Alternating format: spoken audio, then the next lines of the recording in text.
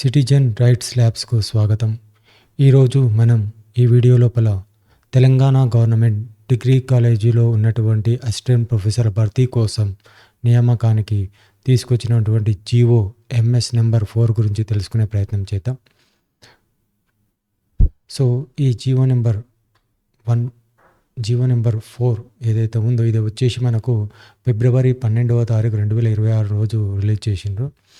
ఈ జీవో గురించి మనం కొంచెం తెలుసుకుందాం. దీంట్లో ముఖ్యంగా చూస్తే మనం ఏ విధంగా సెలక్షన్ చేస్తారు. ఇంతకుముందుకు వచ్చేసి కంప్లీట్గా వీటికి ఎంట్రన్స్ ఎగ్జామ్ ఉండదు. ఒకసారి చూడండి, ఇంతకుముందుకు ఎలా ఉంటుండే, టోటల్గా 500 మార్క్స్ ఉంటుండే. ఆ 500 మార్క్స్ లోపల 150 మార్క్స్ వచ్చేసి జిఎస్ ఉంటుండే, తర్వాత కన్సర్న్ సబ్జెక్ట్కు 300 మార్క్స్ ఉంటుండే, ఇంటర్వ్యూకు 50 మార్క్స్, టోటల్గా వచ్చేసి 500 మార్క్స్ ఉంటుండే. ఇది జనరల్ డిఎల్ సెలక్షన్కు. అదే మీరు రెసిడెన్షియల్ కాలేజీలో డిగ్రీ కాలేజ్ లెక్చరర్ అపాయింట్మెంట్కి తీసుకుంటే దీంట్లో 300 మార్క్స్ సబ్జెక్ట్ ఉంటుండే, 30 మార్క్స్ వచ్చేసి ఇంటర్వ్యూ, టోటల్ 330 మార్క్స్ ఉండేది. దీన్ని మాడిఫికేషన్ చేస్తూ ఈసారి కంప్లీట్గా ఎంట్రన్స్ ఎగ్జామ్ కాకుండా దీంట్లో కొన్ని మార్పులు తీసుకొచ్చింది. అది ఏంటంటే కంప్లీట్గా చెప్పాలంటే యూజీసీ గైడ్లైన్స్ను ఇంప్లిమెంట్ చేసింది. యూజీసీ వచ్చేసి 2018 లోపల ఉన్నటువంటి గైడ్లైన్స్ ఏదైతే ఉందో 2 ఉంటాయి. ఒకటి 3A 3B. అది దేనికోసం అంటే యూనివర్సిటీ లోపల షార్ట్ లిస్ట్ చేయడానికేమో 3A గైడ్లైన్స్ యూజ్ చేస్తారు. అదే డిగ్రీ కాలేజీలో పీజీ కాలేజీలో ఉన్నటువంటి ఫ్యాకల్టీని షార్ట్ లిస్ట్ చేయడానికి 3B గైడ్లైన్స్ ఉంటుంది. ఈ 3B గైడ్లైన్స్ను ఆధారంగా చేసుకొని తెలంగాణ గవర్నమెంట్ ఏం చేసిందంటే దీంట్లో 100 మార్క్స్ను 50 మార్క్స్కి కుదించేసిందనమాట. సో కంప్లీట్గా ఇక్కడ క్యాండిడేట్ని షార్ట్ లిస్ట్ చేయడానికి వాళ్ళ యొక్క అకాడమిక్ పర్ఫార్మెన్స్తో పాటు సబ్జెక్ట్ నాలెడ్జ్ ఎంతవరకు ఉంది అని చెప్పేసి ఎంట్రన్స్ ఎగ్జామ్కు ఒక 40 మార్క్స్ ఇవ్వడం జరిగింది. ఒక 10 మార్క్స్ వచ్చేసి ఇంటర్వ్యూకి పెట్టడం జరిగింది. సో దీన్ని బేస్ చేసుకొని షార్ట్ లిస్ట్ చేయడం, తర్వాత మెరిట్ అభ్యర్థిని డిక్లేర్ చేయడం జరుగుతుందన్నమాట. ఓకే, సో దీనివల్ల ఎవరికి లాభం ఎవరికి నష్టం ఉంది అని ఒకసారి మనం బాగా పరిశీలిస్తే, ఎవరైతే యూజీ అండ్ పీజీ లోపల మీకు అబోవ్ 80% మార్క్స్ ఉంటాయో, అదేవిధంగా వాళ్ళకు నెట్ పిహెచ్డి ఉన్నవాళ్ళు, తర్వాత పబ్లికేషన్స్ ఉన్నవాళ్ళు, బుక్ చాప్టర్స్ కానీ బుక్ కానీ పబ్లిష్ చేసి ఉన్నవాళ్ళు, అదేవిధంగా టీచింగ్ ఎక్స్పీరియన్స్ ఏదైతే ఉందో అంటే డిగ్రీ కాలేజీలో కానీ పీజీ కాలేజీలో కానీ మీకు టీచింగ్ ఎక్స్పీరియన్స్ ఉండడం, అదేవిధంగా ప్రైవేట్ కాలేజీలో చెప్తున్న వాళ్ళు ఎవరైతే ఉన్నారో వాళ్ళకు యూనివర్సిటీ ఫ్యాకల్టీ నుంచి రాటిఫికేషన్ ఉన్న వాళ్ళు ఉన్నారో వాళ్ళందరికీ కూడా బెనిఫిట్ అయ్యే అవకాశాలు చాలా వరకు ఉన్నాయి. మరి ఎవరికి ఎక్కువ నష్టం జరిగే అవకాశం ఉందంటే పీజీ లోపల మార్క్స్ 80% కంటే తక్కువ మార్క్స్ ఉన్న వాళ్ళు, అదేవిధంగా పిహెచ్డి లేని వాళ్ళు, పబ్లికేషన్స్ లేని వాళ్ళు, బుక్ చాప్టర్స్ లేని వాళ్ళు, టీచింగ్ ఎక్స్పీరియన్స్ లేని వాళ్ళు, ఎవరైతే ఫ్రెషర్స్ ఉన్నారో అంటే ఇప్పుడే నాది రీసెంట్గా ఎంఎస్ అయిపోయింది, నేను నెట్ క్వాలిఫై అయినా, నేను ఎలిజిబులే, కానీ ఇక్కడ షార్ట్ లిస్ట్ అవ్వడానికి ఖచ్చితంగా కొన్ని మార్క్స్ అవసరం.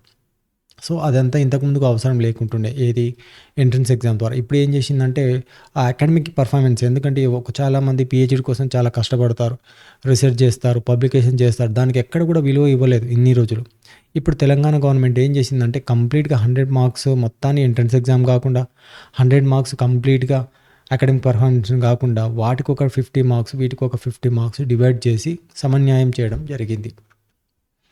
అదేవిధంగా ఇది యూజీసీ గైడ్లైన్స్ ప్రకారం అనుగుణంగా ఉందా అంటే అవునని చెప్పాలి. నేను ఇంతకుముందు చెప్పాను కదా, ఒకటి 3A అని ఒకటి ఉంది, ఇంకోటి 3B అని ఉంది. ఇక్కడ మీరు చూడండి ఒకసారి, criteria for short list candidate for interview in the post of assistant professor in university లోపల.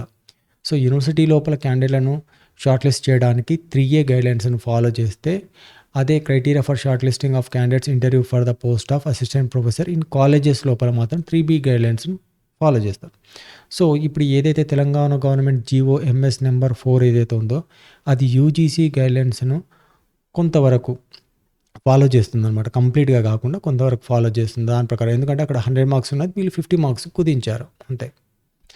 నెక్స్ట్ ఎవరి సర్వీస్ను కన్సిడర్ చేస్తుంది, ఇది చాలా పెద్ద పాయింట్ ఇక్కడ వచ్చేసి మెయిన్గా. ఎందుకంటే ఇది ఇంతవరకు దీన్ని రివీల్ చేయలేదు వాళ్ళు ఏంది ఇంకా అనేది. మనం ఒకసారి చూద్దాం. జనరల్గా ఎక్కడ ఉంటుంది అంటే ఎవరైతే రెగ్యులర్ ఫ్యాకల్టీ అంటున్నారో, రెగ్యులర్ ఫ్యాకల్టీ ఏంది, ఆల్రెడీ డిగ్రీ కాలేజ్ కోసం ఇప్పుడు అప్లై చేస్తున్న రెగ్యులర్ వాళ్ళు ఎవరు ఉంటారంటే ఆల్రెడీ రెసిడెన్షియల్ డిగ్రీ కాలేజ్లో పనిచేస్తున్న వాళ్ళు ఎవరైతే ఉన్నారో వాళ్ళు జనరల్ డిఎల్కు అప్లై చేసినప్పుడు వాళ్ళ యొక్క సర్వీస్ అనేది కన్సిడర్ చేస్తారు. అదేవిధంగా కాంట్రాక్ట్ ఫ్యాకల్టీ డిగ్రీ కాలేజ్లో కానీ పీజీ కాలేజీలో కానీ కాంట్రాక్ట్ ఫ్యాకల్టీ ఎవరైతే వర్క్ చేస్తున్నారో వాళ్ళ యొక్క సర్వీస్ కన్సిడర్ చేస్తారు. అదేవిధంగా యూనివర్సిటీ లోపల కూడా కాంట్రాక్ట్ ఫ్యాకల్టీ ఉన్నారు, వాళ్ళ యొక్క సర్వీస్ని కూడా కన్సిడర్ చేస్తారు. అదేవిధంగా దాంతోపాటు యూనివర్సిటీ రాటిఫైడ్ ఫ్యాకల్టీ లెక్చరర్స్ ఎవరైతే ఉన్నారో వాళ్ళ యొక్క సర్వీస్ కన్సిడర్ అవుతుంది. ఇక్కడ మెయిన్ ప్రాబ్లం వచ్చేసి గెస్ట్ పార్ట్ టైం ఫ్యాకల్టీ యొక్క సర్వీస్ కన్సిడర్ చేస్తారా అనేది మాత్రం మనం చూడాల్సిందే. సో ఇక్కడ తీసుకుంటే మనం యూజీసీ లోపల ఒక సెంట్రల్ గవర్నమెంట్ అసిస్టెంట్ ప్రొఫెసర్ జాబ్కి అప్లై చేసినప్పుడు దాంట్లో క్లియర్గా మెన్షన్ చేస్తారు ఏ సర్వీస్ని వాళ్ళు కన్సిడర్ చేయరు అంటే ఎవరైతే పార్ట్ టైం టీచింగ్ ఉంటుందో, గెస్ట్ లెక్చరర్గా వర్క్ చేస్తారో, అదేవిధంగా టీచింగ్ అసిస్టెంట్షిప్ ఉంటుందో వాళ్ళ యొక్క సర్వీస్ అనేది ఏదైతే ఉందో కన్సిడర్ చేయరు. అదేవిధంగా పిహెచ్డి, మీ యొక్క పిహెచ్డి అవార్డ్ అయ్యే వరకు నువ్వు ఏదైనా అంటే మీరు పార్ట్ టైంలో పిహెచ్డి చేస్తూ వేరే ఒక ప్రైవేట్ కాలేజ్ లోపల ఒక లెక్చరర్గా వర్క్ చేస్తున్నారు కదా, ఆ టైం డ్యూరేషన్ ఏదైతే ఉందో దాని యొక్క సర్వీస్ని కూడా వీళ్ళు కన్సిడర్ చేయరు. ఓకే, ఎవరు సర్వీస్ కన్సిడర్ చేస్తారంటే ఎవరైతే బేసిక్ పే స్కేల్ ఎత్తుతారో. మరి బేసిక్ పే స్కేల్ ఎవరెవరు ఎత్తుతారు అంటే మీకు జనరల్గా తీసుకుంటే డిగ్రీ కాలేజ్ లోపల తీసుకుంటే మనకు బేసిక్ పే స్కేల్ ఎంత ఉంది, 58,850. ఆ శాలరీ మంత్లీ ఎత్తుతున్నట్టు మీరు ప్రూఫ్ చూపించగలిగితే వాళ్ళ యొక్క సర్వీస్ కన్సిడర్ అవుతుంది. అదేవిధంగా కాంట్రాక్ట్ ఫ్యాకల్టీ ఇన్ యూనివర్సిటీస్ లోపల వాళ్ళు కూడా ఒక బేసిక్ పే స్కేల్ ఉంది, 44,770 రూపీస్. సో ఇది 6th పే స్కేల్, ఒకరు 7th పే స్కేల్ ఎత్తుతున్నారు. సో వాళ్ళ యొక్క సర్వీస్ మాత్రమే కన్సిడర్ చేస్తారు, మిగతా వాళ్ళ సర్వీస్ను కన్సిడర్ చేసే అవకాశాలు చాలా తక్కువగా ఉన్నాయి. ఓకే, ఇది ఇంతకుముందుకే చెప్పాను. ఏది ఎవరైతే ఈ విజిటింగ్ లెక్చరర్గా, పార్ట్ టైం లెక్చరర్, గెస్ట్ ఫ్యాకల్టీగా పనిచేస్తుండో వీళ్ళ సర్వీస్ కన్సిడర్ అవ్వడం కాదు, చాలా వరకు ఉండదు. ఎవరైతే రెగ్యులర్ ఫ్యాకల్టీగా చెప్పాను కదా, డిగ్రీ కాలేజ్లో కానీ, పీజీ కాలేజ్లో కానీ, యూనివర్సిటీస్లో కానీ ఫ్యాకల్టీగా వర్క్ చేస్తున్న వాళ్ళు, లేదా రాటిఫైడ్ ఫ్యాకల్టీ ప్రైవేట్ కాలేజ్ వాళ్ళ యొక్క సర్వీస్ను 100% కన్సిడర్ అవుతుంది. సో ఇదే గైడ్లైన్స్ ప్రకారం వేరే రాష్ట్రాల్లో కూడా డిగ్రీ కాలేజ్ లెక్చరర్స్ అపాయింట్మెంట్ జరిగినాయా అంటే చాలా వరకు జరిగాయి. ఏది ఎస్పెషల్గా మీకు ఢిల్లీ యూనివర్సిటీస్లో తీసుకుంటే ఈ క్రైటీరియాని వాళ్ళు దేనికోసం వాడారు అంటే మెయిన్గా గుర్తుపెట్టుకోండి, only for short listing of the candidates, not for merit list. ఇక్కడ షార్ట్ లిస్ట్ వేరు, మెరిట్ లిస్ట్ వేరు. ఒక షార్ట్ లిస్ట్ లోపల ఏం చేస్తారంటే షార్ట్ లిస్ట్ చేసిన తర్వాత వాళ్ళని మళ్ళీ ఇంటర్వ్యూ చేసి అప్పుడు ఫైనల్ చేస్తారు. కానీ మన తెలంగాణ గవర్నమెంట్ అట్లా చేయట్లేదు. ఒక 50 మార్క్స్ వచ్చేసి మా academic score plus entrance exam plus interview వీటన్నిటిని కలిపి, మూడింటిని కలిపి అప్పుడు మెరిట్ జాబితాను రిలీజ్ చేస్తుంది అనమాట. కానీ మిగతా స్టేట్ లోపల ఏ విధంగా జరిగినాయి అంటే 3B guidelines, UGC 3B guidelines ఏదైతే ఉందో దాన్ని బేస్ చేసుకుని ఏం చేసిందంటే ఒక 100 మంది అప్లై చేస్తే, ఓకే, ఒక 100 మంది అప్లై చేశారనుకోండి, దానిలో ఒక 10 మెంబర్స్ని మాత్రం 3B గైడ్లైన్స్ ప్రకారం షార్ట్ లిస్ట్ చేస్తుంది. ఆ 10 మెంబర్స్ ఇంటర్వ్యూలో ఎవరు బెస్ట్గా పర్ఫార్మెన్స్ చేస్తారు వాళ్ళకి మాత్రమే జాబ్ ఇస్తారు అనమాట. సో అట్లా జరిగింది. కానీ అక్కడ ఏమైందంటే చాలా వరకు కొంత ఇంటర్వ్యూ లోపల కొంత ముందే ఫిక్స్ అయ్యే అవకాశాలు ఉన్నాయని చెప్పేసి దీనికి ఏం చేసిందంటే తెలంగాణ గవర్నమెంట్ ఒక 40 మార్క్స్ ఎంట్రన్స్ ఎగ్జామ్కి పెట్టింది. ఇవి 40 మార్క్స్ ఎంట్రన్స్ ఎగ్జామ్ లోపల ఎవరైతే ఎక్కువ స్కోర్ చేస్తారో వాళ్ళకే జాబ్ వచ్చే అవకాశాలు ఉన్నాయి. కానీ దాంతోపాటు పిహెచ్డి, అదేవిధంగా నెట్ కానీ, జేఆర్ఎఫ్ కానీ, అదేవిధంగా పబ్లికేషన్స్ ఉండాలి, అవి కూడా ఉండాలి. అవి ఉన్న వాళ్ళకి మాత్రం చాలా వరకు అవకాశాలు ఉన్నాయి.